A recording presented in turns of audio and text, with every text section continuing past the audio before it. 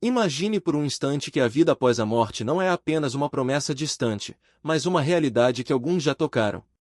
Hoje, você vai conhecer a história de Michelle, uma mulher que cruzou a fronteira entre este mundo e o além, e voltou para contar o que viu. Mas antes de chegar lá, ela enfrentou algo que poucos ousam encarar, uma casa tomada por forças que desafiam a lógica, um lugar onde o medo se materializava em formas que nem mesmo uma criança de 3 anos conseguia explicar. Michelle e seu marido viviam separados, cada um em uma cidade diferente.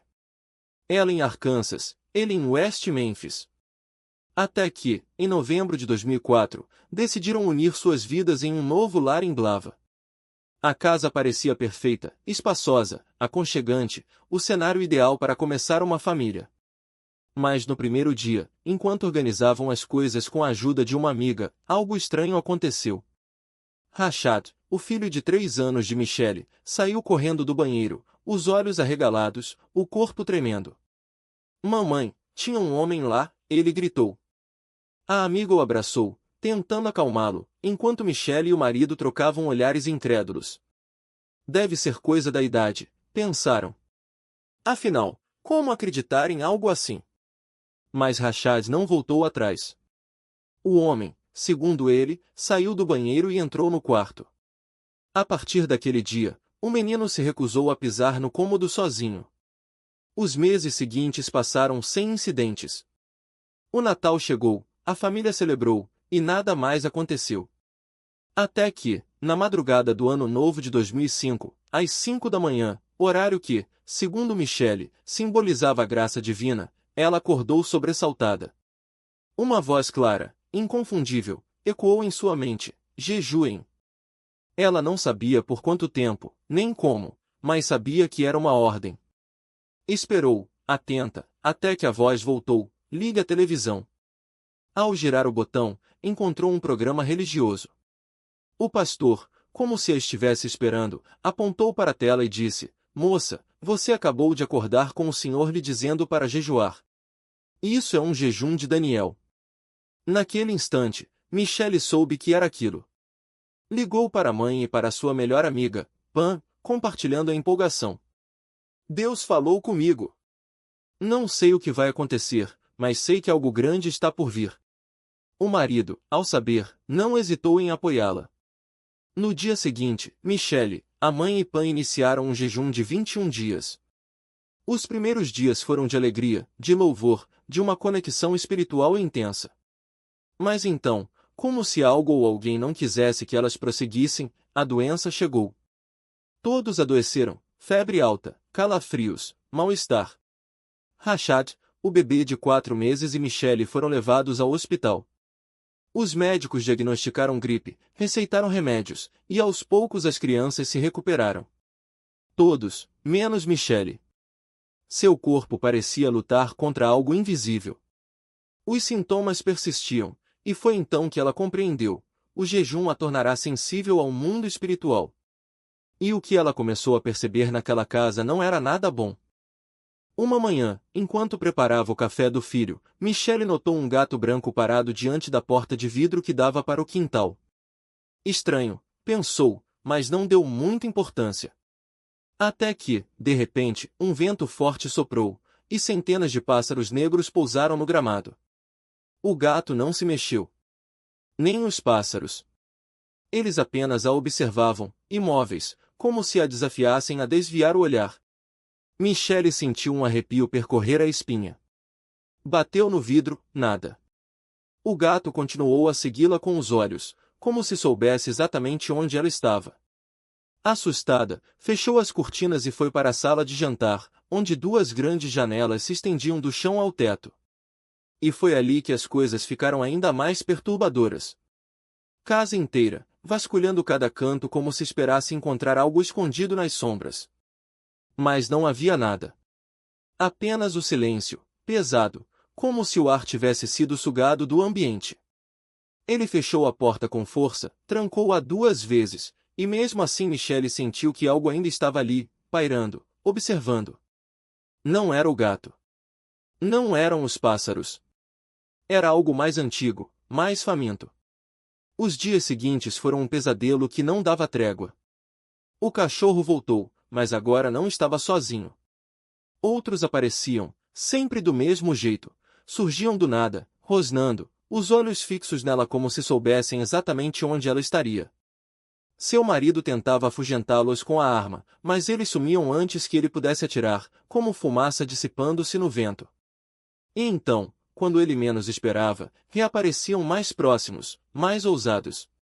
Uma noite, enquanto ele carregava o filho mais novo para dentro de casa, um deles avançou, os dentes à mostra, e só não o atacou porque Michelle gritou, um som gutural, desesperado, que fez o animal recuar por um segundo. Tempo suficiente para que seu marido batesse a porta com o pé e a trancasse.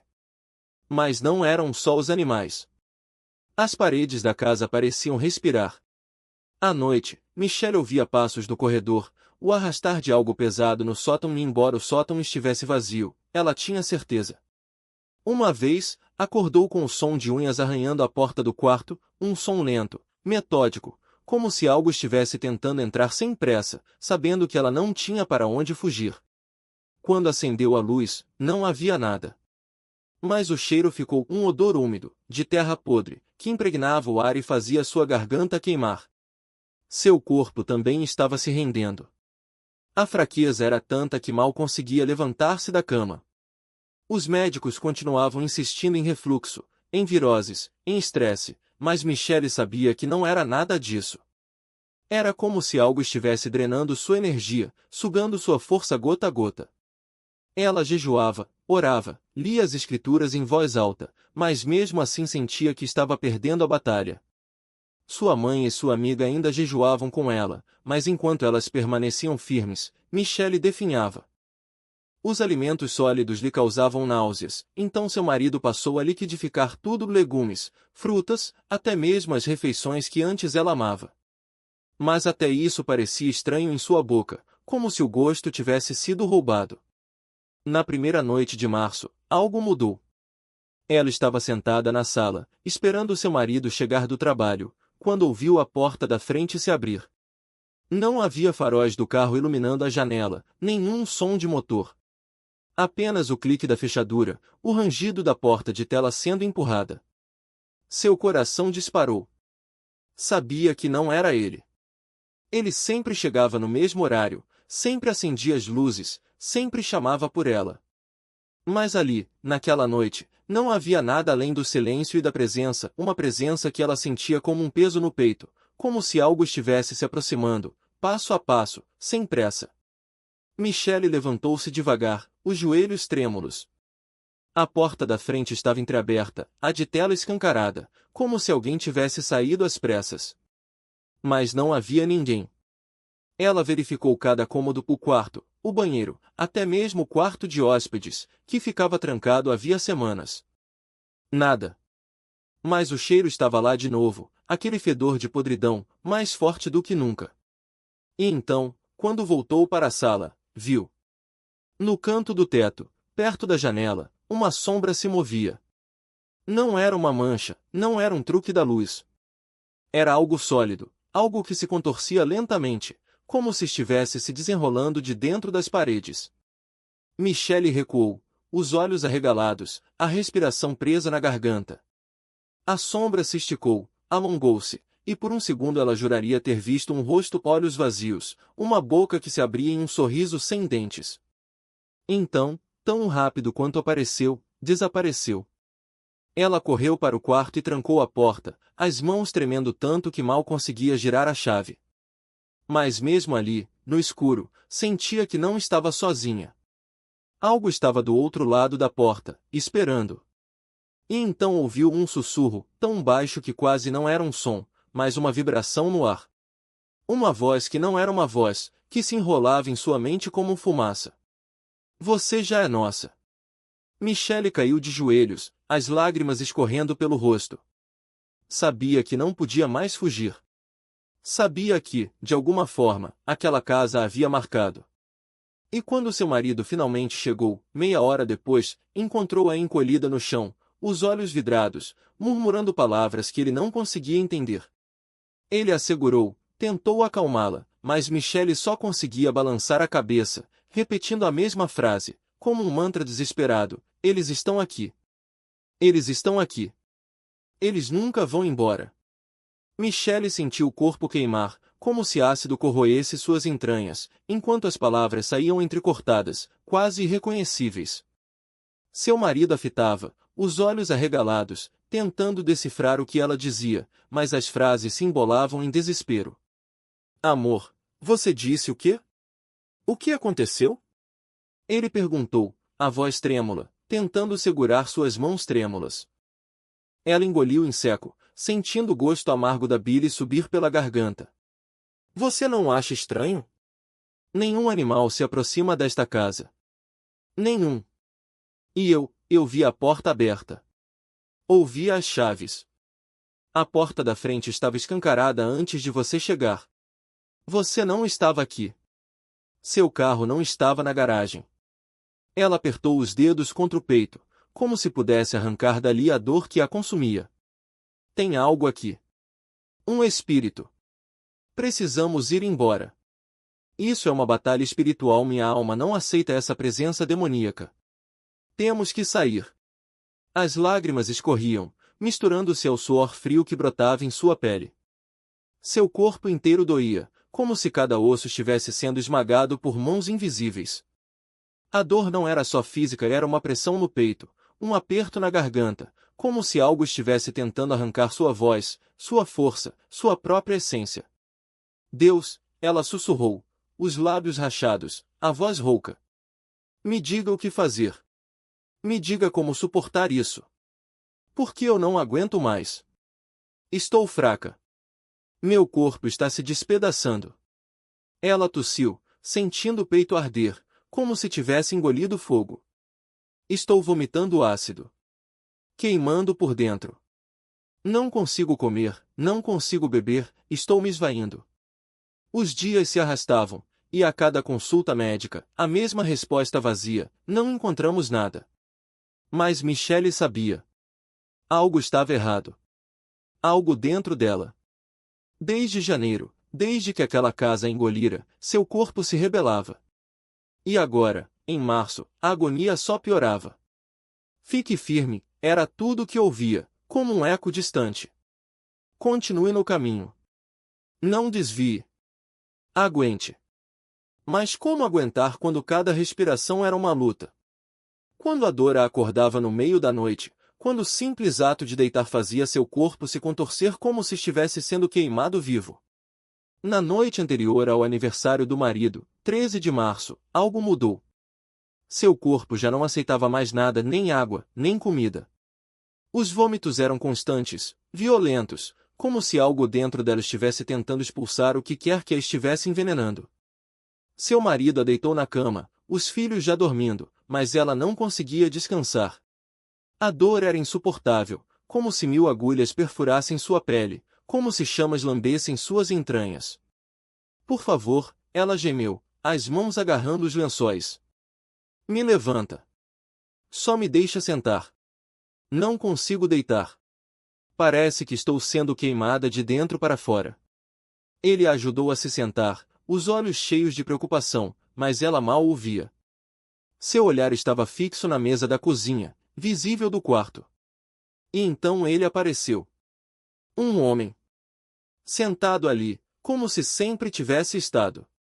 Um chapéu de fazendeiro na cabeça, uma camisa xadrez, calças caque, roupas simples, mas impecáveis. Ele não era uma sombra. Não era uma ilusão. Era real. E Michelle sabia quem ele era. Um tormento vivo. Um monstro que havia destruído sua família. Que havia machucado crianças, que havia deixado marcas que nunca cicatrizaram. Ela ouvia os ecos chaves tilintando, portas batendo, gritos abafados de crianças apavoradas. Ele estava ali. E agora, ela era seu alvo. O homem se levantou, caminhando em direção ao quarto com passos lentos, deliberados. Michelle não conseguia se mover. Não conseguia gritar. Seu corpo estava paralisado, como se cada músculo tivesse virado pedra. Ele parou diante dela, os olhos escuros fixos nos seus. Então, estendeu a mão. O toque foi como gelo puro, uma friagem que atravessou sua pele e congelou seus ossos. Ela nunca havia sentido algo tão errado. Sua respiração falhou. Sua visão escureceu nas bordas. E então, ela sentiu algo sendo arrancado dela. Não era dor. Era vazio. Como se sua alma estivesse sendo drenada, gota a gota, até não restar mais nada. Ela tentou gritar, mas não havia voz. Tentou se mexer, mas não havia força. Estava à mercê dele, um espírito que queria tomar o que era dela. E então, no momento em que ele estava prestes a consumá-la, algo aconteceu. A televisão ligou sozinha. Uma música ecoou pelo cômodo, algo sobre ninjas, sobre luta, sobre resistência. E naquele instante, algo despertou dentro dela. Uma lembrança. Uma força. Jesus. A palavra escapou de seus lábios como um sussurro, mas foi o suficiente. Como um raio, a memória a atingiu. No nome de Jesus, todo joelho se dobra, no céu, na terra e debaixo da terra. E então, ela gritou: Jesus! Jesus! Jesus! Uma luz branca, pura, invadiu o quarto. Uma nuvem luminosa desceu do teto, envolvendo-a como um manto. O homem, o espírito, se contorceu, seus dedos se soltando dela como se queimados. Ele recuou, os olhos arregalados de ódio, mas impotente. E então, algo a puxou de volta. Michelle abriu seus olhos, e viu seu corpo sentado na cama, ao lado do marido adormecido, dos filhos inocentes. Ela voltou.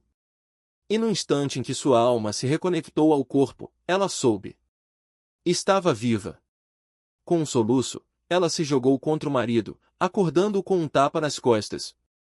O que foi? Ele gritou, assustado, os olhos arregalados. Ele tentou me levar, ela chorou, a voz quebrada. Ele quase conseguiu. Mas Jesus! Jesus me trouxe de volta. Seu marido assegurou com força, o corpo tremendo. Nós vamos embora. Hoje. Sua mãe vai nos ajudar a encontrar um lugar. Não podemos ficar aqui. Michelle assentiu, ainda sentindo frio nas veias, o suor escorrendo pelo rosto. Mas estava viva. E não deixaria aquilo vencer. No dia seguinte, enquanto o marido saía para procurar um novo lugar, uma amiga chegou para ficar com ela. Paul, com o bebê no colo, sentou-se ao seu lado, tentando acalmá-la. Mas Michelle sabia que não estava segura. Não ainda. Então, ouviu chaves tilintando. A porta da frente se abrindo. Paul se levantou de um salto, os olhos arregalados. Tony! Ela chamou, a voz trêmula. Michelle a segurou pelo braço. Não é o Tony. Paul a encarou, confusa, mas então ouviu também passos. A porta da tela batendo. Eu ouvi, Paul sussurrou, pálida. Eu ouvi as chaves. A porta. Michelle respirou fundo. Por que você está vazia agora? Deus permite que você ouça o que eu ouço. Ela apertou a mão da amiga.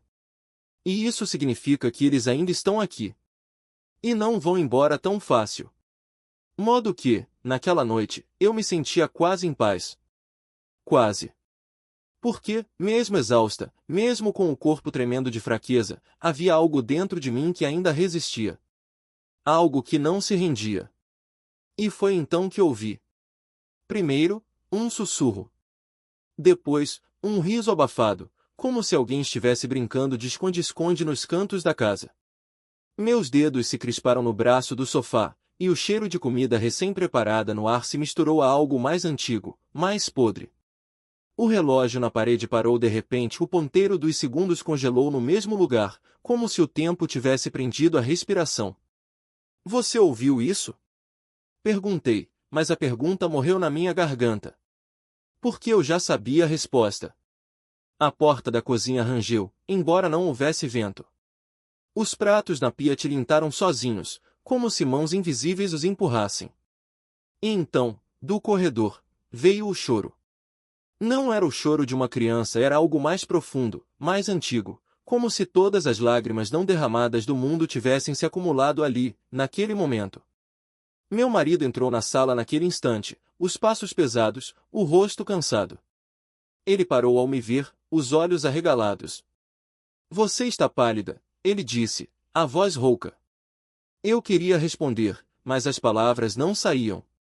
Porque, atrás dele, no espelho da parede, algo se moveu. Uma sombra.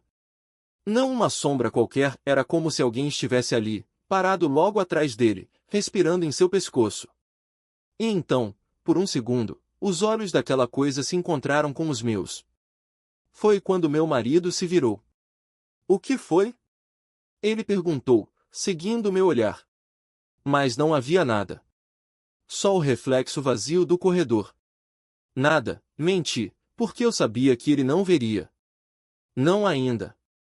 Ele suspirou, esfregando os olhos.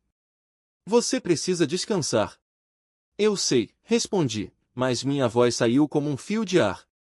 Porque, enquanto ele falava, o choro recomeçou. Mais alto. Mais perto. E desta vez, não era só um choro, era um chamado. Como se algo estivesse me puxando para fora do sofá, para fora daquela casa, para fora de mim mesma. Meu marido franziu a testa. Você está ouvindo isso? Eu assenti, os lábios secos. É ela, sussurrei. Ela está aqui. Ele não perguntou quem. Porque, no fundo, ele já sabia. Já sentia. E quando os pratos na cozinha começaram a se quebrar sozinhos, quando as luzes piscaram como se alguém estivesse brincando com o interruptor, quando o ar ficou tão denso que parecia que estávamos respirando dentro de um sonho ruim, ele finalmente entendeu. O que a gente faz? Ele perguntou, a voz trêmula. Eu fechei os olhos e respirei fundo. A gente não foge, respondi. A gente enfrenta. Por que Deus não me deixaria ouvir o que eu ouvia se não fosse para eu fazer algo a respeito? E se havia uma coisa que eu tinha aprendido naqueles dias de dor, de fraqueza, de batalha invisível, era que a fé não era sobre não ter medo. Era sobre ter medo e, mesmo assim, ficar de pé. Era sobre olhar para o escuro e dizer, eu ainda estou aqui. E você não vai me vencer. Então, quando a porta da frente se abriu sozinha, quando o vento gelado invadiu a sala como uma onda, quando o choro se transformou em um grito, eu não me encolhi. Eu me levantei. E comecei a orar. Bem. E eu faria qualquer coisa para protegê-los. Naquela noite, enquanto meu bebê dormia tranquilo na cadeirinha ao meu lado, enquanto minha mãe falava ao telefone, algo dentro de mim se quebrou. Não foi um barulho, não foi um aviso, foi um frio. Um frio que começou no peito e se espalhou como veneno, paralisando cada músculo, cada respiração. Minhas mãos perderam a força, o telefone escorregou, e eu não consegui pegá-lo. Minha voz sumiu. Minha mãe chamava meu nome, mas eu não podia responder. Então veio o cheiro de fumaça. E logo depois, a fumaça invadiu a sala, densa, sufocante, como se o próprio ar estivesse pegando fogo. Eu não conseguia me mexer. Não conseguia gritar. Não conseguia nem piscar. Era como se meu corpo tivesse se transformado em pedra, e a única coisa que restava viva era o pânico, latejando dentro de mim. Foi então que algo dentro de mim clamou não com palavras, mas com um grito de alma. Jesus! E naquele instante, a luz apareceu. Meu marido entrou correndo, atraído pelo cheiro de queimado. Ele apagou o fogo, tirou o bebê do perigo, abriu janelas, fez tudo o que podia para salvar a casa. Mas eu? Eu ainda estava presa. Ele me levantou, me carregou como uma criança, me colocou na banheira com água morna. Mas o frio não passava. Era como se gelo corresse nas minhas veias, como se algo me puxasse para baixo, forçando meu rosto na água. Eu não podia lutar. Não podia pedir ajuda. Só podia sentir o peso da escuridão me arrastando. Até que ele me puxou. Meu marido me arrancou da água, me envolveu em toalhas, me aqueceu como pôde. Mas o frio voltou. E então, de repente, parei de respirar. Ele não pensou duas vezes. Me jogou no carro, acelerou pela estrada, enquanto eu lutava por cada sopro de ar. Cada inspiração parecia a última. Até que ele colocou a mão no meu peito e disse: Deus, sopre vida nela. E eu respirei profundamente, como se o próprio céu tivesse aberto passagem para o ar entrar nos meus pulmões. Foi então que o policial apareceu. Não era um policial comum. Ele fez um retorno impossível no meio do trânsito, parou ao nosso lado, acenou para meu marido e disse: Eu cuido dela. E cuidou. Ele me tirou do carro como se eu não pesasse nada, me carregou até a recepção do hospital e desapareceu. Quando meu marido perguntou por ele, a atendente disse que não tinha visto ninguém. Mas nós sabíamos. Nós vimos. Era um anjo. Um mensageiro de Deus, enviado para nos lembrar de que nunca estamos sozinhos, mesmo nos momentos em que a escuridão parece vencer. No hospital, os exames não paravam. Sangue, urina, agulhas, perguntas de ninguém sabia dizer o que estava acontecendo. Eu estava exausta. Exausta de lutar, exausta de não entender. Até que o médico entrou e disse: É grave. Meu marido desabou. Não pode ser. Ela é jovem. Ela é mãe. Ela tem uma vida inteira pela frente. E eu? Eu só conseguia pensar em uma coisa: eu não posso deixar meus filhos sem mãe. Porque eu sabia o que era crescer sem alguém para te ensinar a ser forte. Eu sabia o que era olhar para o exemplo da minha mãe e pensar: quero ser assim. Ela era minha super-heroína.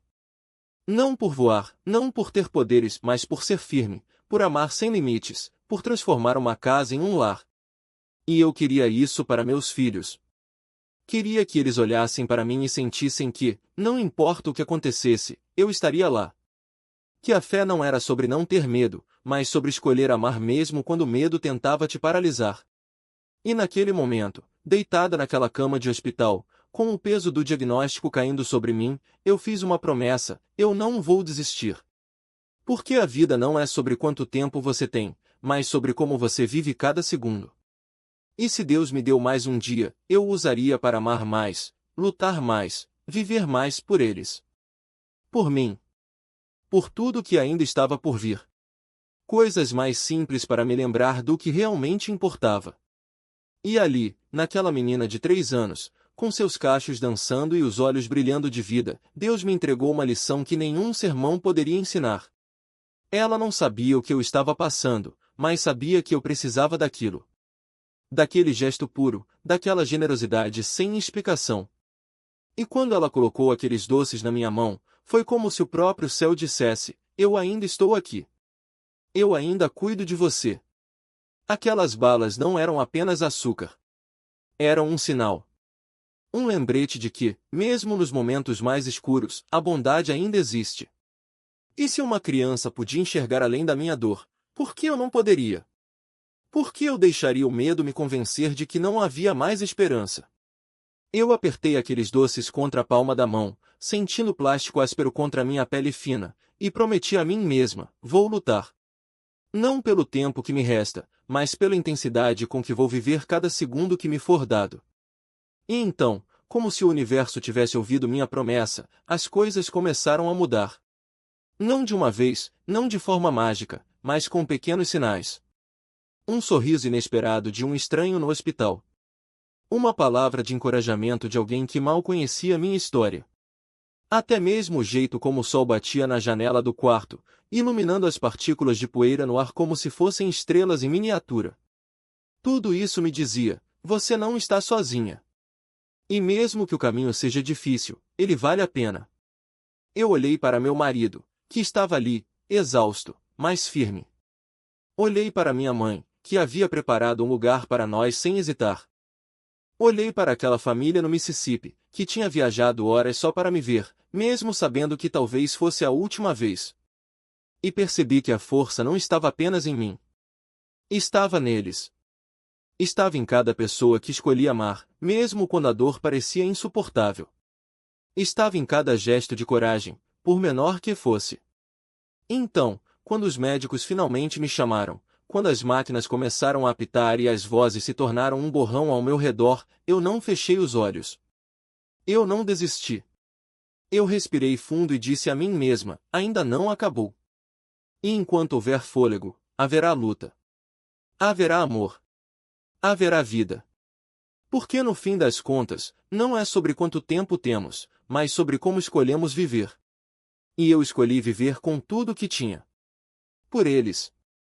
Por mim. Por cada segundo que ainda estava por vir. Dan, e hard defaintestes visper não era o vento, não era o rangido da porta entreaberta. Era a voz que já tinha me carregado tantas vezes antes, dizendo, ainda não acabou. E enquanto houver fôlego, haverá caminho. E então, como se o próprio ar tivesse se tornado mais leve, eu respirei. Não era apenas urina num copinho plástico. Era prova. Prova de que eu ainda estava aqui. Prova de que, mesmo quando o corpo fraqueja, a vontade não se dobra. Eles me ajudaram a voltar para a cadeira de rodas, e eu senti o peso das mãos deles não como um fardo, mas como asas.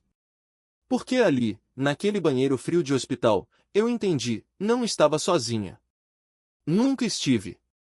A enfermeira empurrou a cadeira pelo corredor, e cada metro parecia uma vitória. As paredes brancas, os números nas portas, os rostos cansados dos outros pacientes, tudo isso era apenas o cenário de uma batalha maior. E eu? Eu era a guerreira que se recusava a cair. Minha mãe caminhava ao lado, os dedos entrelaçados nos meus, como se pudesse transferir sua força para mim só pelo toque. Ela não disse nada. Não precisava. Seus olhos diziam tudo, estamos juntas. E juntas, somos mais fortes. Quando chegamos à sala de exames, o médico entrou com um prontuário na mão. Ele não sorriu. Mas também não franziu a testa. Era um homem de fatos, não de palavras vazias. E foi exatamente isso que me deu esperança. Vamos ver o que temos aqui, ele disse, como se já soubesse que eu não era apenas mais um caso. Eu era uma mãe. Uma filha. Uma mulher que tinha lutado demais para desistir agora. Enquanto ele analisava os resultados, eu olhei para as minhas mãos. Elas tremiam. Mas não de medo. De expectativa. Porque eu sabia, no fundo, no lugar onde a fé e a razão se encontram, que algo maior estava em jogo. O número 5. A graça. A promessa do arco-íris. Não eram coincidências. Eram sinais. E se Deus tinha falado comigo através de um bebê, através de um pastor em visão, através de uma família que se recusou a me deixar cair, então ele não me abandonaria agora. O médico pigarreou. Os exames mostram que... Ele fez uma pausa. E naquele segundo de silêncio, eu ouvi o eco de todas as vozes que já tinham me sustentado, meu avô, minha mãe, meu marido, meus filhos, até mesmo o estranho que me entregou aquele pirulito. Que você está respondendo ao tratamento? Melhor do que esperávamos. Não houve gritos. Não houve lágrimas de alívio, pelo menos, não naquele momento. Houve apenas um suspiro profundo, como se todo o peso que eu carregava tivesse se dissolvido no ar. Minha mãe apertou minha mão com mais força. E eu soube, naquele instante, que a luta não tinha acabado. Mas a vitória? Ah, essa já estava escrita. Porque viver não é apenas sobreviver. É escolher, a cada segundo, acreditar que há mais. Mais amor. Mais força. Mais milagres. E eu? Eu escolhi acreditar. Escolhi lutar. Escolhi, acima de tudo, viver porque essa era a única maneira de honrar a promessa que eu segurava na mão. A promessa de que, não importa o que viesse, eu nunca estaria sozinha. Escuridão. E ali, naquela xícara que eu segurava, estava o peso de tudo que eu não conseguia nomear. Era como se o mundo tivesse se reduzido àquele líquido negro, espesso, que queimava na minha mão. Lembrei-me das palavras do Gênesis, quando a terra era informe e vazia, e as trevas cobriam o abismo. Porque era assim que eu me sentia, um vazio que pulsava, uma escuridão que não era apenas ausência de luz, mas algo vivo, algo que se enraizava em mim. E então eu soube. Soube que a morte não era uma ideia distante, mas uma presença que eu carregava naquele copo. Algo dentro de mim tinha se rompido, algo que eu não podia mais conter. As lágrimas vieram antes que eu pudesse impedi-las, quentes e desesperadas, e quando a enfermeira abriu a porta, eu só consegui estender o braço, entregar aquilo que me consumia. Ela correu. Outra veio atrás, me arrancou do chão como se eu fosse feita de vidro prestes a se estilhaçar. 95 libras de medo, de ossos frágeis, de uma alma que se recusava a desistir. Estou morrendo, gritei, quando a médica entrou correndo. Algo entrou em mim. Por favor. Por favor. Ela não hesitou. Não perguntou. Apenas me segurou, como se soubesse que eu já estava caindo, e me apertou contra o peito. Sua voz era firme, mas havia uma urgência que me acalmou mesmo no meio do caos. Eu não vou deixar você ir, disse ela. Não hoje. E então tudo virou movimento. Minha mãe, que nunca estava longe, foi chamada. Os exames começaram, um após o outro, como se cada um fosse uma camada arrancada de mim. Mas as respostas não vinham. Só sintomas. Só pedaços de um quebra-cabeça que ninguém conseguia montar. Não é a raiz, eu dizia, repetindo as palavras da médica. Eles estão tratando os galhos, mas não a árvore. Porque eu sabia. No fundo, eu sempre soube que aquilo não era apenas uma doença. Era algo mais profundo, algo que exigia mais do que remédios e agulhas. Exigia que alguém olhasse além do que os olhos podiam ver. Os dias se arrastavam, e minha família não saía do meu lado. Primos, tias, pessoas que eu não via há anos, todas apareciam como se tivessem sido convocadas por um chamado silencioso. Telefonemas de Mississippi, vozes que me lembravam de quem eu era antes de tudo desmoronar. E eu, deitada naquela cama, sentia a força delas me envolvendo, como se cada palavra de encorajamento fosse um fio me costurando de volta à vida. Você vai sair dessa, diziam. E eu acreditava. Até que, em um instante, tudo mudou. Eu estava no banheiro, apoiada no meu irmão gêmeo, quando meu corpo traiu mais uma vez. As convulsões vieram sem aviso, como um terremoto dentro de mim. Minhas pernas cederam, meus braços se debateram, e por um momento, eu não era mais eu. Era apenas dor, apenas medo, apenas um grito preso na garganta. Eles me pegaram antes que eu caísse. Me jogaram na cama, exposta, vulnerável, mas eu não me importava. Porque naquele momento, a única coisa que importava era sobreviver. Minha mãe gritava. Meu irmão chorava, agarrado à minha mão, repetindo como um mantra, eu não posso te perder. Não posso. A médica voltou, o rosto sério. Não temos o que você precisa aqui, disse ela, sem rodeios. Vamos te transferir. E então veio a corrida. A ambulância, as luzes piscando, o barulho das sirenes como um hino de esperança. Eu fechei os olhos e deixei que o movimento me embalasse. Pela primeira vez em dias, senti algo parecido com paz. Porque, no fundo, eu sabia, não importava para onde eu fosse, desde que continuasse lutando. E eu lutaria.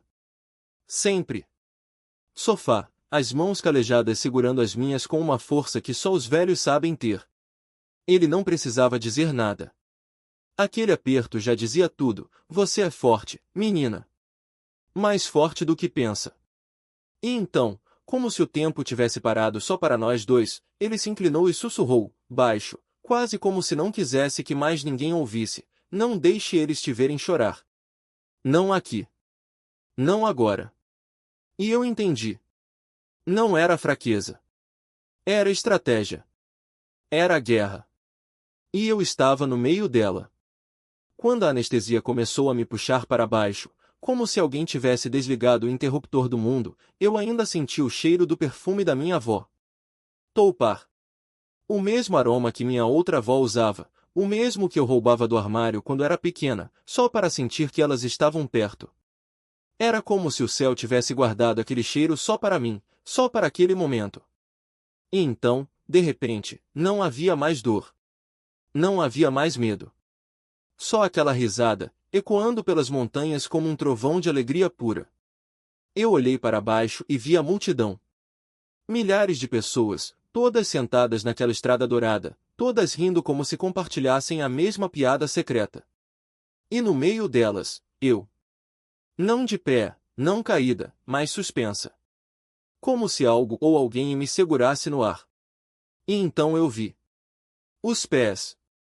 Fortes, marcados, como se tivessem caminhado por séculos. As sandálias de couro trançado, a túnica branca que brilhava mais do que qualquer tecido que eu já tinha visto. E acima de tudo, o rosto que eu não conseguia encarar, mas que sabia que era dele. Você está aqui, ele disse. Não como uma pergunta. Como uma afirmação. Como se já soubesse que eu chegaria. E eu quis responder. Quis gritar, chorar, agradecer. Mas as palavras não saíam. Só o que eu conseguia fazer era sentir. E o que eu sentia era paz. Uma paz que não vinha de entender, mas de confiar. De saber que, não importava o que acontecesse depois, eu já estava exatamente onde deveria estar. Então minha avó apareceu. Não caminhou. Flutuou. Como se o chão não a prendesse, como se o tempo não a alcançasse. Ela veio pelo lado direito dele, o vestido imaculado balançando suavemente, como se o vento a empurrasse com carinho. E quando me pegou nos braços, eu soube que não era mais a mulher de 30 e poucos anos, cheia de cicatrizes e medos. Era um bebê de novo. O bebê que ela nunca pôde segurar em vida. Ela não disse nada. Só me embalou. E enquanto me balançava, eu sentia o perfume, o calor, a segurança de quem nunca vai embora de verdade. E então, como se o próprio ar tivesse se tornado música, eu ouvi a voz do meu avô. Hedgel. Era assim que ele me chamava. Porque na família da minha mãe, eu era a única de pele clara, a única que herdou os traços misturados, a única que eles diziam que tinha fogo por dentro. E quando ele disse meu nome, não foi com saudade. Foi com orgulho. Você lutou, ele continuou. E agora vai descansar. Mas eu não queria descansar. Não ainda. Porque, no fundo, eu sabia que aquela não era uma despedida. Era um até logo. E que, quando chegasse a hora de voltar, eu voltaria mais forte. Porque se tem uma coisa que aquela luz, aquele riso, aqueles braços me ensinaram, é que a escuridão nunca é o fim. É só o começo de algo maior. E ali estava ele, meu pai, entrando no quarto com aquele sorriso que só quem já viu a morte de perto sabe reconhecer, o de quem traz o peso de um milagre nos ombros. Não era o mesmo homem que, horas antes, me entregará ao céu com lágrimas nos olhos. Agora, seus passos eram firmes, sua voz mais grave, como se carregasse dentro de si a certeza de quem acabará de testemunhar algo que não podia ser explicado, apenas vivido. Você voltou, ele disse, e não era uma pergunta. Era uma afirmação, como se soubesse, desde sempre, que eu não pertencia àquele lugar de silêncio e lençóis brancos. E trouxe o fogo de volta com você. Eu queria contar tudo. Queria descrever as asas que me envolveram, o som do vento divino que me carregou de volta, a voz que ecoava como trovão e sussurro ao mesmo tempo. Mas as palavras morriam na minha garganta, porque algumas verdades não cabem em frases. Elas queimam, transbordam, se espalham como faíscas em palha seca. Então, em vez de falar, eu apenas estendi a mão. E quando ele a segurou, senti o mesmo calor que me aquecera do outro lado, aquele que não vem do sol, nem do fogo, mas de algo muito mais antigo. Meu pai se sentou na beira da cama, e por um instante, ficamos ali, em silêncio, como se o mundo inteiro tivesse parado para nos dar aquele momento. Então, ele respirou fundo e disse, sua avó, ela ouviu a música. A mesma que tocava quando você era criança e a gente se reunia na sala para cantar. Ela disse que sentiu algo diferente hoje.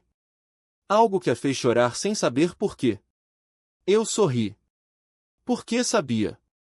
Sabia que, enquanto eu estava entre os anjos, ela estava aqui, com os pés no chão, mas com a alma já dançando no mesmo ritmo que a minha. Sabia que Deus não faz nada pela metade. Se Ele me mandou de volta, não foi só por mim. Foi por todos nós, por cada um que ainda precisava ver que a luz não se apaga, mesmo quando a escuridão parece vencer. E então, Como se o próprio céu tivesse dado o sinal, a porta se abriu de novo. Minha mãe entrou, seguida pelos meus filhos, os olhos arregalados, os rostos ainda marcados pelo medo que só quem ama de verdade conhece. Mas quando eles me viram, não deitada, não fraca, mas sentada, com os braços abertos, pronta para abraçá-los, algo nele se quebrou. Não foi alívio. Não foi só alegria. Foi reconhecimento. Como se, no fundo, eles sempre tivessem sabido que eu voltaria. O mais novo correu primeiro, e quando seus bracinhos me envolveram, eu senti. Senti o mesmo poder que me erguera das trevas, agora fluindo através de mim, para eles. Porque não era só eu que havia sido transformada. Era a minha história. Era a nossa história. E ela não terminava ali. Ela apenas começava. Com minha avó. Minha mãe e meu marido estavam ali, ao meu lado, mas foi ela quem se aproximou primeiro, os olhos fixos nos meus como se já soubesse o que eu precisava ouvir. E eu disse a ela, baixinho, como quem pede licença ao destino: vó, preciso ir ao banheiro. Ela me ajudou a levantar, cada passo um peso que eu já não sentia como meu, e quando me sentei, algo em mim se rompeu de vez, não era dor, não era medo, era a certeza de que algo maior estava acontecendo. A urina jorrou sem controle, como se meu corpo finalmente liberasse tudo o que havia guardado por anos. E então, eu vi. Não com os olhos, mas com algo mais profundo, mais verdadeiro. Vi os anjos, como uma muralha de luz ao meu redor, suas asas tocando as paredes do quarto, seus olhares fixos em mim. E comecei a rir, a chorar, porque ali, naquele instante, eu soube, eles sempre estiveram comigo. Minha mãe segurou minha mão, os dedos trêmulos, e eu disse a ela: é minha esposa, mãe. Eu queria que você visse o que eu vejo. E ela viu. Não com os olhos, mas com o coração, porque a fé não precisa de provas, ela é a própria prova. Ele me disse que eu veria os anjos, contei, aqueles que foram designados para mim, que nunca me deixaram. Eles estão aqui, ao meu redor, ouvindo, protegendo. A Bíblia diz que os anjos de Deus acampam ao redor daqueles que o temem. Eu os ouço. Eu os sinto. E então, ouvi os passos. Não eram passos comuns, eram passos que ecoavam dentro de mim, como se o próprio chão vibrasse com a presença de quem se aproximava. Era o médico. O doutor difícil, como eu o chamava em pensamento, aquele que sempre trazia notícias duras, mas que agora vinha com as mãos trêmulas e os olhos cheios de algo que eu nunca tinha visto nele: espanto. Deus sussurrou em meu espírito: aqui está a raiz do seu problema. Ele foi um tolo por não enxergar antes. Minha avó segurou a Bíblia contra o peito, como um escudo, e me ajudou a me deitar, mas eu recusei. Não, vó, não quero deitar. Quero ficar sentada. Quero olhar nos olhos dele quando ele entrar. E quando a porta se abriu, lá estava ele, a mão erguida para bater, mas paralisado ao me ver. Um homem velho, de jaleco branco, mas naquele momento, parecia um menino assustado. Seus olhos se encheram de lágrimas antes mesmo que ele dissesse uma palavra. Tony, eu disse ao meu marido, limpe o rosto. Por que está chorando? Deixe-o falar. O médico pigarreou, como se as palavras pesassem na garganta. Senhora Tara, não sei nem como dizer isso da melhor forma. Fez uma pausa, respirou fundo. O problema é o seu coração.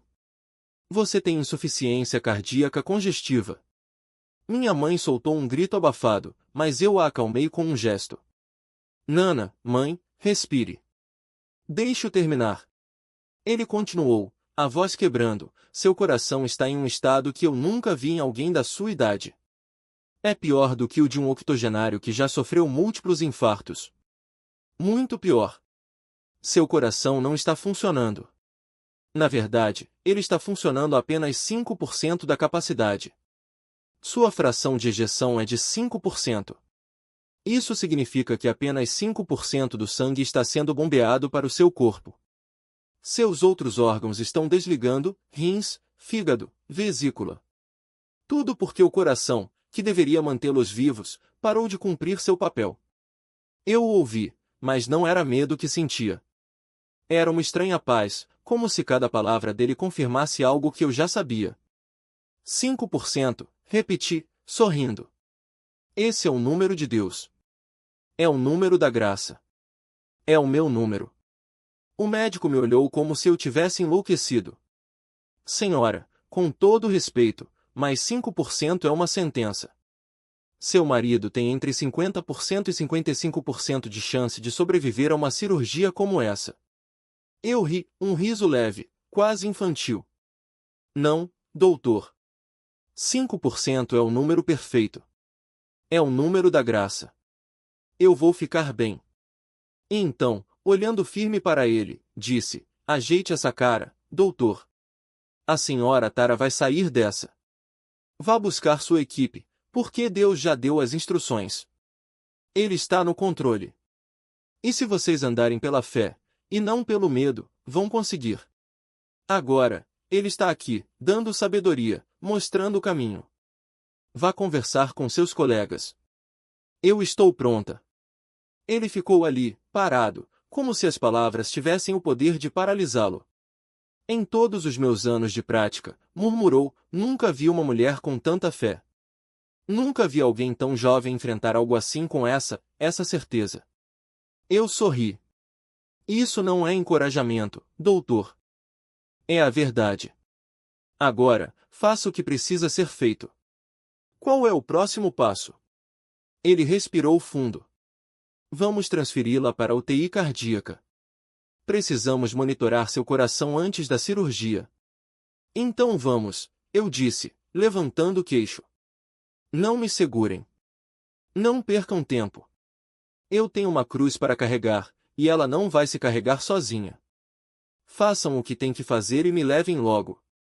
As enfermeiras chegaram com uma cadeira estranha, uma daquelas que parecem feitas para transportar almas entre dois mundos. Elas me ergueram com cuidado, como se eu fosse feita de vidro, e eu ri de novo, porque carregava comigo um pequeno pacote, minhas coisas, meus remédios, meus tubos, minhas lembranças. Pareço uma mala ambulante, brinquei, mas ninguém riu. Estávamos todos sérios, porque sabíamos que aquele era o momento. Antes de cruzarmos a soleira da UTI, porém, algo me fez parar. Era uma faixa prateada no chão, uma linha divisória entre o hospital comum e o lugar onde os corações eram consertados. E ali, naquele exato ponto, eu pedi às enfermeiras que parassem. E chorei. Não foram lágrimas de medo, nem de dor. Foram as últimas lágrimas que eu choraria por tristeza. Essas são as últimas, eu disse, entre soluços. As próximas serão só de alegria. De gratidão. De vida. Minha avó segurou minha mão, os olhos cheios de uma luz que eu nunca tinha visto. Filha, ela disse, agora é a hora de eu te contar uma coisa. É a hora de você entender. Ela colocou a mão sobre meu peito, bem em cima do coração que mal batia, e sussurrou, eu estou transferindo minha cura para você. Receba, minha neta. Receba com entendimento. E eu recebi. Não como um presente, mas como uma herança. Uma herança de fé, de força, de anos de orações sussurradas ao pé da cama, de mãos erguidas em noites de vigília, de lágrimas derramadas em silêncio. Ela continuou, eu vi você passar por tudo isso. Ouvi sua voz ao telefone, suas lutas, suas vitórias. E agora, eu te dou o que tenho de mais precioso, minha fé. Porque a cura não é só para o corpo, é para a alma. E a sua alma já está curada. Eu fechei os olhos e senti. Senti o peso daquelas palavras, o calor daquela mão enrugada sobre meu peito, a promessa de algo maior do que qualquer diagnóstico. Quando os abri de novo, minha avó sorria, como se já soubesse o final da história. E eu também. Meu filho ligou chorando. Ele não sabia o que fazer. Eu ouvia sua mãe gritando, soluçando, desesperada. Não sabia o que pensar. Só ouvia. E então, chegou a hora de eu agir. Lembrei-me de quando era mais jovem, lavando louça na cozinha. Seu avô estava lá fora, no pasto, cuidando das vacas que criávamos. Vivíamos no campo, longe de tudo. Eu preparava o almoço para seu pai, ainda pequeno, quando, de repente, meu lado se abriu. Um buraco, como se a carne se rasgasse sozinha, e água e sangue jorraram sem parar. Caí no chão, em meio à poça vermelha, e seu avô me encontrou ali, desmaiada. Estávamos no meio do nada. Uma ambulância demoraria horas. Ele não pensou duas vezes, me pegou nos braços, me jogou no carro e voou pela estrada de terra até o hospital mais próximo. Os médicos correram comigo para a emergência. A médica, perplexa, nunca tinha visto nada igual. Vamos precisar de uma cirurgia de emergência, disse ela, enquanto preparavam os instrumentos. Mas antes que começassem, Deus já tinha fechado minha ferida. Quando a equipe voltou, eu estava de pé, pronta para ir embora. Não há nada aqui, disseram, atonitos. Não encontramos nada. Seu avô me olhou como se eu fosse um milagre ambulante. E eu era. Naquele momento, entendi, aquilo não tinha sido por acaso. Era um sinal, uma transferência de cura. Minha avó, então, colocou as mãos sobre mim e começou a orar. Senti um calor, como se uma corrente elétrica percorresse meu corpo, me preenchendo por dentro. Era poder. Era fé. E naquele instante, tudo mudou. As dores sumiram. As fraquezas desapareceram. Eu estava inteira, carregando dentro de mim uma força que não era minha. Anos depois, chegou a hora de passar adiante. Era 7 de abril de 2005, uma quinta-feira. Eu já estava pronta. Liguei para minha mãe e para seu pai, dizendo: venham. Não me façam esperar. Nunca tinha visto uma mulher tão determinada a enfrentar o que viesse. Eu não tinha medo. Sabia o que me esperava, mas também sabia o que carregava dentro de mim. Quando chegaram, os médicos me prepararam. Amarraram meus braços à maca, esticados como asas quebradas. Cobriram meu corpo com um lençol branco, deixando apenas meu rosto à mostra. Prenderam meus pés, dobraram meus joelhos e me disseram: é assim que precisa ser. Eu não questionei. Sabia que ali, naquela sala, havia uma equipe inteira reunida, médicos de todo o país, especialistas em casos impossíveis. Você tem uma comitiva, sussurraram. Ninguém sabe como isso vai terminar. Deitaram-me e me deixaram ali, esperando. O tempo parecia não passar. Então, ouvi uma voz fria, sussurrando em meu ouvido: esta é a última vez que verá sua família. Esta é a última vez que falará com eles. Você não vai resistir. Seu coração é fraco. Você não vai sobreviver. Era ele. O medo, a dúvida, a escuridão tentando me dominar. Mas então, do outro lado, uma chama. Uma voz mais forte, mais antiga, me ordenou: diga com sua boca: viverei e não morrerei, e anunciarei as obras do Senhor. E eu disse. As palavras saíram de mim como um grito de guerra, e o inimigo recuou. Porque está escrito. Porque a palavra não falha. De repente, a sala se encheu de movimento. Enfermeiras, médicos, uma legião de jalecos brancos. O cirurgião-chefe, um homem de sotaque estrangeiro, se aproximou. Senhora Tyler, disse ele, não podemos sedá-la. Vamos fazer a incisão para implantar o desfibrilador. Você vai sentir tudo. Explicou cada passo, o corte, a queimadura da tocha para cauterizar a carne, a costura. Quando não aguentar mais, diga para pararmos. Eu apenas sorri.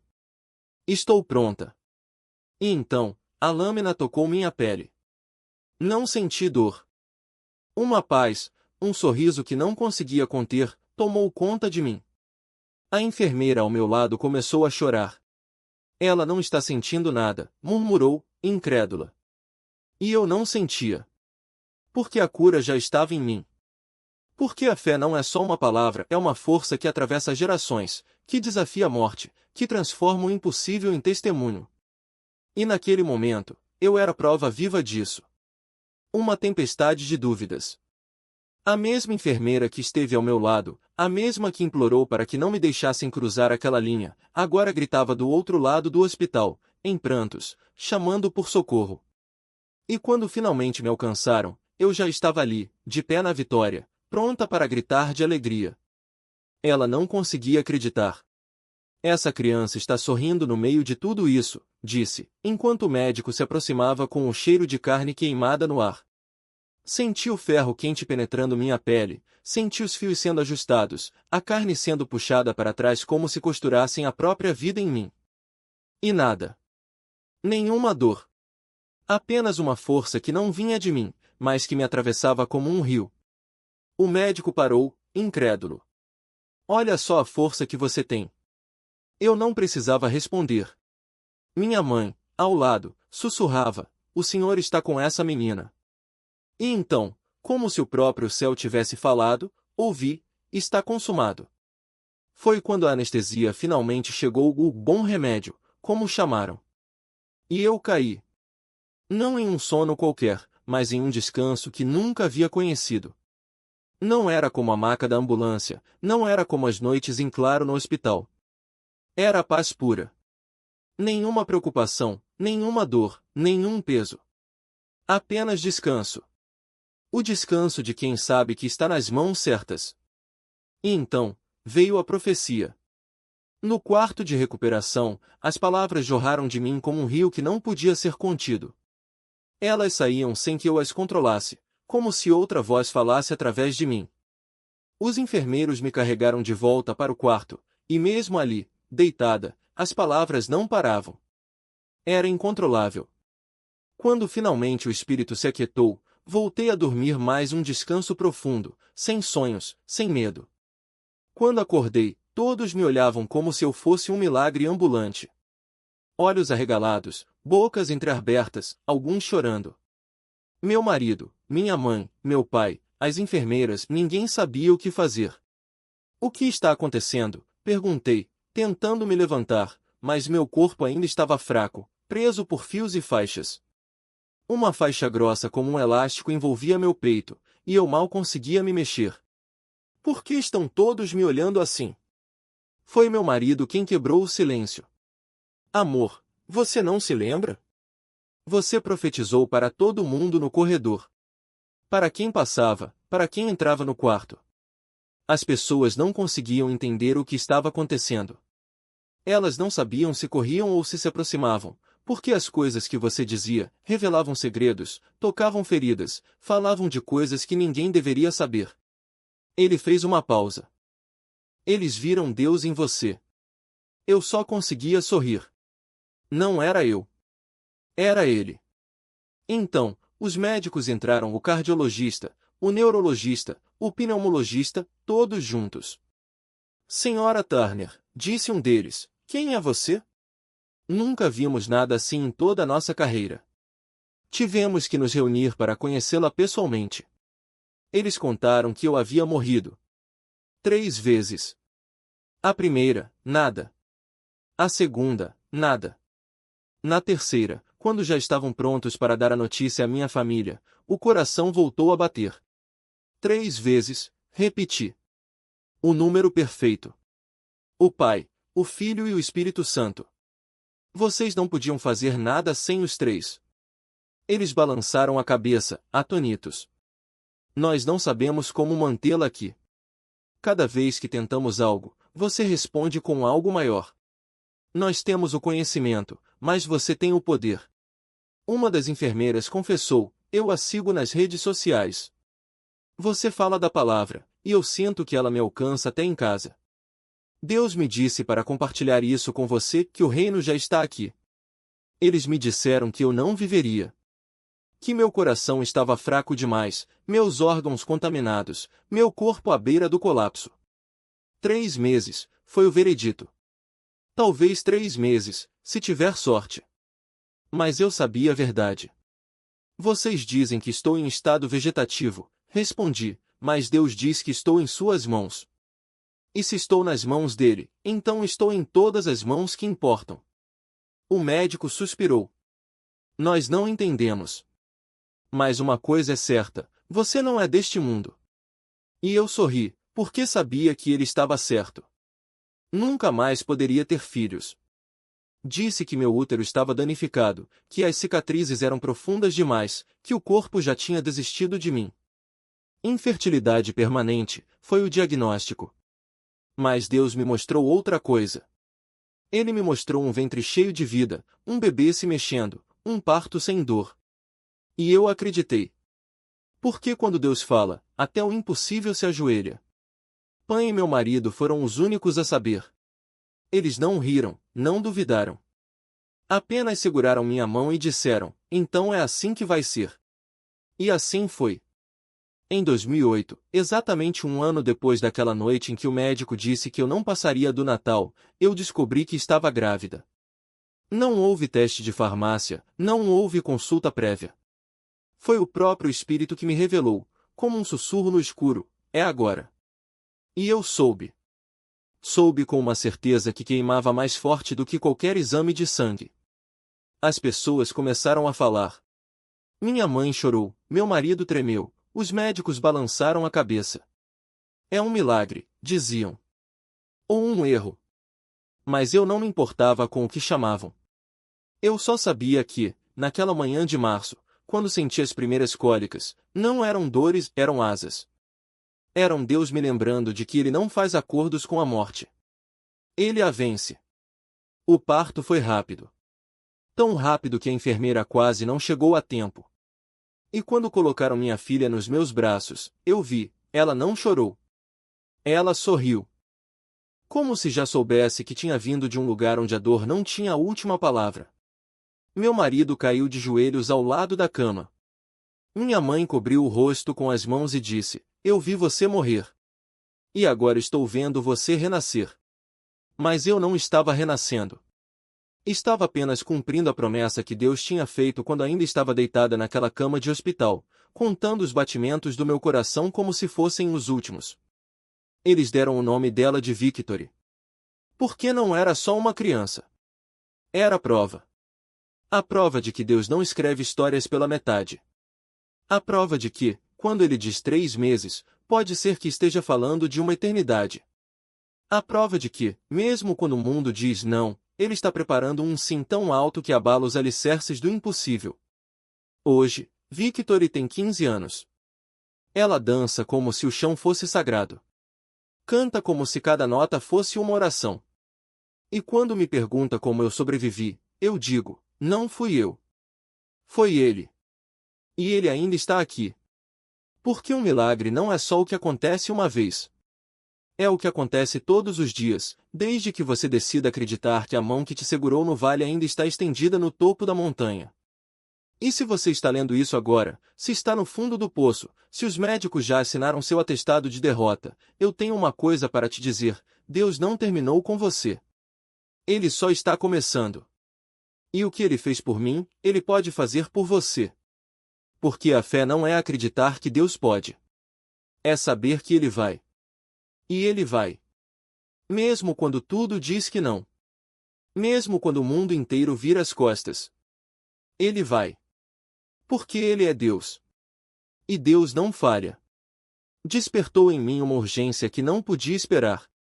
Eu estava ali, em jejum, celebrando mais um ano de vida, e Deus não me deixou em paz. Ele sussurrou, levanta. Vai. Ensina. E eu soube, no fundo do meu ser, que não era apenas um chamado, era uma ordem. Então, eu obedeci. Liguei para aquela pessoa que Ele havia colocado no meu coração, e a resposta veio clara, como se já estivesse escrita, sim. Deus me disse que você tem uma mensagem para levar adiante. Naquele momento, eu entendi que minha história não era só minha. Ela pertencia a cada pessoa que, como eu, já tinha ouvido que não podia, que não conseguiria, que estava tudo perdido. Por que Deus não escreve histórias de derrota? Ele escreve recomeços. E foi assim que nasceu o Kingship Transformation. Não é apenas um ministério. É um grito de vitória. Um lembrete de que, não importa o que a medicina, os números ou as estatísticas digam, Deus ainda está no controle. Ele ainda opera milagres. Ele ainda transforma corações partidos em testemunhos vivos. E Ele ainda usa pessoas comuns, como eu, como você, para mostrar ao mundo que seu poder não tem limites. Nós fazemos lives todos os domingos, mas naquele meu aniversário, algo mudou. Deus me mostrou que não era só para pregar. Era para viver o que eu pregava. Era para mostrar que a transformação não acontece só no púlpito, mas na sala de espera de um hospital, no meio de uma crise, quando tudo parece impossível. Porque é justamente aí, no vale mais escuro, que a luz de Deus brilha mais forte. E sabe o que mais? Eu não estou aqui para te dizer que vai ser fácil. Não estou aqui para prometer que não haverá lágrimas, noites sem dormir ou momentos em que você vai querer desistir. Estou aqui para te dizer que, se Deus me trouxe até aqui, uma mulher que os médicos disseram que nunca mais andaria, que nunca mais teria um filho, que nunca mais viveria sem remédios, Ele pode fazer o mesmo por você. Porque o mesmo Deus que me deu Josia, o mesmo Deus que me tirou de uma cama de hospital e me colocou em pé, é o mesmo Deus que está ao seu lado agora. Então, quando você sentir que não aguenta mais, lembre-se, Deus não terminou com você. Ele só está começando. E se você deixar, Ele vai usar sua história para mudar vidas. Porque no reino de Deus, não existem casos perdidos. Só existem testemunhos que ainda não foram escritos. E o seu? Está pronto para ser contado? Um lugar santo, aceitável a Deus, que é o vosso culto racional. Porque quando você prepara o lugar, o reino não apenas visita, ele toma posse. E não é uma invasão forçada, mas um convite que você faz com as mãos erguidas e o coração aberto. Foi assim com a viúva de Sarepta. Ela não tinha nada além de um punhado de farinha e azeite, mas quando preparou o pão para o profeta, o milagre não parou mais. A farinha não se acabou, o azeite não faltou, e a morte que rondava sua casa foi vencida pela vida que entrou pela porta. Porque onde o reino chega, a escassez não tem vez. E é isso que Deus está dizendo a você hoje: prepare o lugar. Não espere as circunstâncias mudarem para começar. Não espere a dor passar, a conta fechar ou a cura chegar. Prepare o lugar agora. Limpe os cantos da sua alma, arrume os móveis da sua mente, abra as janelas da sua fé. Porque o rei não entra onde não é esperado. Ele não força a porta, ele espera ser convidado. E quando você diz sim, ele não vem sozinho. Vem com poder, vem com provisão, vem com propósito. Lembra-se de quando Jesus disse aos discípulos: "Ide e pregai que o reino de Deus está próximo"? Eles não foram anunciar uma teoria, um conceito abstrato ou uma promessa para o futuro. Eles foram declarar uma realidade presente. O reino já estava ali, em cada palavra que saía da boca de Cristo, em cada demônio que era expulso, em cada doente que era curado. Porque o reino não é um lugar distante, é uma pessoa. E essa pessoa é Jesus. E onde ele está, o reino está. E onde o reino está, tudo muda. Então, quando você ouve falar em preparar o lugar, não pense em algo complicado. Não é sobre construir um templo de ouro ou decorar um altar com perfeição. É sobre algo muito mais simples, e ao mesmo tempo, muito mais profundo. É sobre esvaziar-se. É sobre dizer: Senhor, aqui está o meu coração. Aqui está a minha mente. Aqui estão as minhas feridas, os meus medos, os meus sonhos. Toma tudo. Faz deste lugar a tua morada. Porque o reino não precisa de palácios, ele precisa de corações dispostos. E sabe o que acontece quando você faz isso? As coisas ao seu redor começam a se alinhar. Não porque você manipulou as circunstâncias, mas porque o reino, quando entra, reorganiza tudo. A doença encontra a cura. O desespero encontra esperança. O vazio encontra plenitude. Porque o reino não é um ajuste cosmético, é uma revolução. É como aquele dia em que Jesus entrou em Jericó e Zaqueu, o cobrador de impostos, subiu na árvore para vê-lo. Jesus não passou direto. Ele parou, olhou para cima e disse: Zaqueu, desce depressa, porque hoje me convém pousar em tua casa. E naquele mesmo dia, Zaqueu, o homem que roubava, tornou-se um homem que restituía. Porque quando o reino pousa, até a injustiça é corrigida. Agora, imagine se cada um de nós fizesse o mesmo. Se, em vez de reclamar do mundo, preparássemos o lugar dentro de nós para que o reino tomasse conta. Se, em vez de esperar por um avivamento, nos tornássemos o avivamento. Porque o avivamento não é um evento, é uma pessoa. E essa pessoa é Jesus. E ele está esperando que você o convide para entrar de verdade. Então, hoje, eu te pergunto, qual é o lugar que você está preparando? É um coração dividido, cheio de dúvidas e distrações? Ou é um altar onde o fogo do Espírito pode queimar sem resistência? Porque Deus não está procurando perfeição, Ele está procurando disponibilidade. Ele não precisa de um templo impecável, Ele precisa de um coração quebrantado. E quando você entrega esse coração, Ele faz o resto. Lembra-se da parábola do banquete? O rei preparou uma grande festa, mas os convidados deram desculpas. Comprei um campo, preciso vê-lo. Comprei 5 juntas de bois, preciso experimentá-los. Casei-me, não posso ir. Então o rei disse aos seus servos: Ide pelas estradas e atalhos e trazei todos os que encontrardes, para que a minha casa se encha. Porque o reino não é para os ocupados demais, é para os que estão disponíveis. E você? Está disponível? Ou está tão ocupado com as suas próprias desculpas que não percebe que o rei está batendo à sua porta? Porque ele não vai forçar a entrada. Ele espera. E enquanto você hesita, o mundo continua perdido, as feridas continuam abertas, e o propósito que Deus tem para você fica adiado. Mas hoje pode ser diferente. Hoje pode ser o dia em que você diz: Senhor, aqui está o meu coração. Toma posse. Prepare em mim um lugar para o teu reino. E que a partir daqui, tudo seja diferente. Porque quando você faz isso, algo extraordinário acontece. Você deixa de ser apenas um espectador da história de Deus e se torna um agente dela.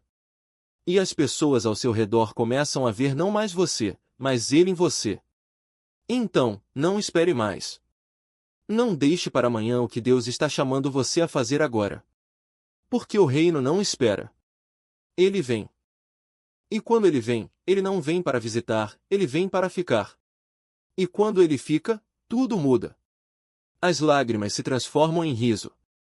O medo se transforma em fé. A morte se transforma em vida. E o seu lugar? Já está preparado? Não se trata apenas de como você se prepara, mas de quem está tomando conta. E quando o rei assume o controle, Michele, ele não pergunta, ele age. Ele não negocia, ele governa. Você começou essa jornada aos 23 anos, em um jejum que não era apenas de comida, mas de tudo que não era dele. E naquele momento, o véu se rasgou. Você viu o que muitos não veem, o reino das trevas em sua forma mais crua, mais violenta. Mas não foi o fim da história, foi o começo. Porque quando Deus permite que você veja o inimigo, não é para te assustar. É para te mostrar que ele é maior. E hoje? Hoje você não apenas vê o que é sombrio, você vê o que é eterno. Os anjos não são mais figuras distantes, eles são guerreiros ao seu lado, prontos para intervir quando a morte ronda. Como naquela manhã, quando o carro cruzou seu caminho como um raio de destruição, e o seu anjo, não hesitou. Ele não apenas parou o tempo, ele reescreveu o destino. Empurrou aquele veículo como se fosse feito de papel, desviou os outros como se fossem folhas ao vento, e deixou você ali, ilesa, testemunha de um poder que não pertence a este mundo. E o que você fez? Você gritou. Chorou. Louvou. Porque quando o sobrenatural invade o natural, a única resposta possível é adoração. Não foi coincidência seu marido atender o telefone naquele exato segundo. Não foi acaso sua mãe acordar às 3 da manhã em oração, sentindo no espírito que algo estava para acontecer. Deus não age em fragmentos, ele orquestra cada detalhe. E quando você entrou em casa, quando se ajoelhou no seu closet, quando o peso da glória desceu sobre você, não era apenas alívio. Era confirmação, você é protegida. Você é amada. Você é chamada. Mas preste atenção nisto, o jejum não é apenas uma prática, é uma chave. Quando você se esvazia do que é terreno, você se enche do que é celestial. E o que você vê não é fruto de esforço, Michele, é fruto de obediência. Você poderia ter ignorado a voz que te mandou sair de casa naquela hora. Poderia ter desacelerado, duvidado, questionado. Mas você não fez. Você andou na fé, e a fé move anjos. Move montanhas. Move o impossível. Agora, imagine se cada um de nós vivesse assim. Não esperando sinais grandiosos, mas reconhecendo que o próprio ar que respiramos é um milagre. Que cada batida do nosso coração é uma promessa. Que o reino não é algo que aguardamos, é algo que herdamos. Jesus não disse busquem primeiro o reino e talvez as outras coisas sejam acrescentadas. Ele disse busquem primeiro o reino, e tudo mais será acrescentado. Não há condição. Não há exceção. Há apenas a certeza de que, quando colocamos Deus em primeiro lugar, até o que parece impossível se torna inevitável. Então, hoje, eu te pergunto, o que está prendendo você? O que te faz hesitar em mergulhar de cabeça nesse chamado? Porque o reino não é um clube exclusivo, é uma família. E nessa família, não há espectadores. Há apenas filhos, herdeiros, guerreiros. Guerreiros que veem anjos do trânsito, que ouvem a voz do Pai no silêncio, que sabem que cada respiração é uma chance de testemunhar o sobrenatural se tornando natural. E se você ainda não viu? Não se preocupe. Deus está trabalhando mesmo quando não o vemos. Mas uma coisa é certa, Ele não vai parar até que você o veja. Até que você o sinta. Até que você saiba, no mais profundo do seu ser, que Ele está aqui. Agora. Com você. E que o melhor ainda está por vir. Então, levante-se. Abra os olhos. E comece a viver como quem já venceu, porque você já venceu. Em Cristo, a batalha já foi ganha. Agora, é só marchar. E agradecemos a Ti, Deus, porque mesmo quando não enxergamos, Tu estás preparando algo grandioso para cada um que cruza este caminho. Para aqueles que ainda virão, que seus corações sejam transformados pela renovação da mente, porque é assim que a verdadeira mudança acontece.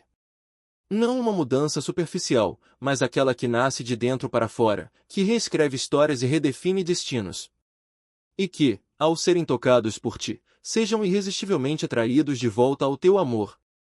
Porque é isso que acontece quando o Espírito age, não há força no mundo que possa nos manter longe do Teu abraço. Não há dúvida, não há medo, não há passado que resista ao poder da Tua graça. Esta é a palavra que não pode ser ignorada. Buscai, pois, em primeiro lugar, o reino de Deus e a sua justiça, e todas estas coisas vos serão acrescentadas. Não é uma sugestão, é uma promessa. Não é um conselho, é um chamado. Pare de correr atrás do que não satisfaz. Pare de se distrair com o que não dura. Volte-se para o que é eterno. Volte-se para o reino. Porque quando o reino se torna a prioridade, tudo mais se alinha. Quando a justiça de Deus governa o coração, as bênçãos não são mais perseguidas, elas chegam como consequência. Não como fim, mas como fruto. Não como objetivo, mas como resultado natural de uma vida centrada nele. Que essa verdade ecoe em cada alma que ouve estas palavras. Que ela não apenas seja ouvida, mas vivida. Que não seja apenas crida, mas experimentada. Porque Deus não nos chamou para uma fé teórica, mas para uma vida transformada. E que a paz de Cristo, que excede todo entendimento, guarde os vossos corações e as vossas mentes. Que a sua presença seja a luz que dissipa toda escuridão. E que, ao final de cada dia, você saiba, não importa o que aconteceu, o melhor ainda está por vir. Em nome de Jesus. Amém.